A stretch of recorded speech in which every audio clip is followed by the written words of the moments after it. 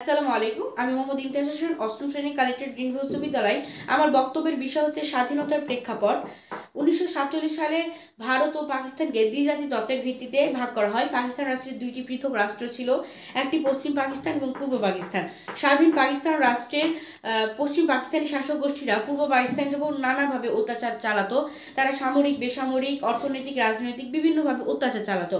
এরপর পশ্চিম পাকিস্তানের গভর্নর যে মোহাম্মদ আলী জিনা যখন উর্দুকে রাষ্ট্রভাষা করার দাবি ঘোষণা দেন, তখন 1952 সালের 21শে ফেব্রুয়ারি বাঙালি দামাল ছেলেরা রাজপথে নেমে পড়ে বাংলাকে রাষ্ট্রভাষা করার দাবিতে। এরপর সেখানে পুলিশের গুলিতে সালাম, রফিক, জব্বার সহ নাম না জানা আরও অনেকে শহীদ হন।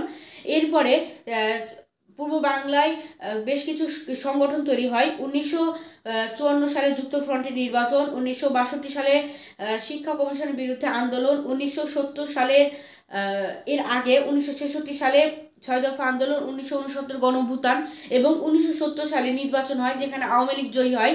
তবু পশ্চিম পাকিস্তানিরা বাঙালিদের ক্ষমতা হস্তান্তর করেনি। এরপর 1971 সালের 7ই মার্চ ঢাকার রেসকোর্স ময়দানে, বর্তমান সোহরাওয়ার্দী উদ্যান, সেখানে জাতির জনক বঙ্গবন্ধু শেখ মুজিবুর রহমান ঐতিহাসিক ভাষণ দেন। সেখানে তিনি বলেন, এবারের সংগ্রাম আমাদের মুক্তির সংগ্রাম, এবারের সংগ্রাম স্বাধীনতার সংগ্রাম, জয় বাংলা। এরপর বাঙালিদের মধ্যে জাগ্রত বোধ সৃষ্টি হয়। 1971 সালের 25শে মার্চ রাতে পাকিস্তানিরা নিরস্ত্র বাঙালিদের উপর নির্বিচারে হত্যাযজ্ঞ চালায়, যেটি অপারেশন সার্চলাইট নামে পরিচিত।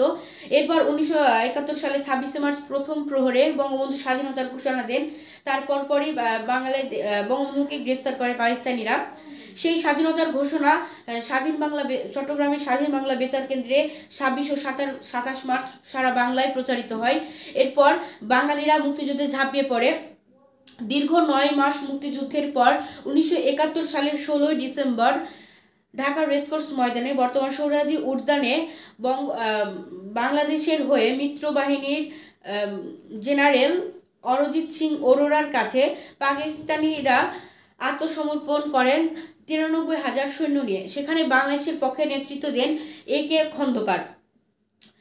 এরপর 1971 সালে 16 ডিসেম্বর স্বাধীন বাংলাদেশের অভ্যুদয় ঘটে। কবি মহাদেব সাহা তার একটি কবিতায় বলেছিলেন, হৃদয় হৃদয়ে বাজে মুক্তির শত গান, ডিসেম্বরে পেয়েছি আমরা বিজয়ীর সম্মান।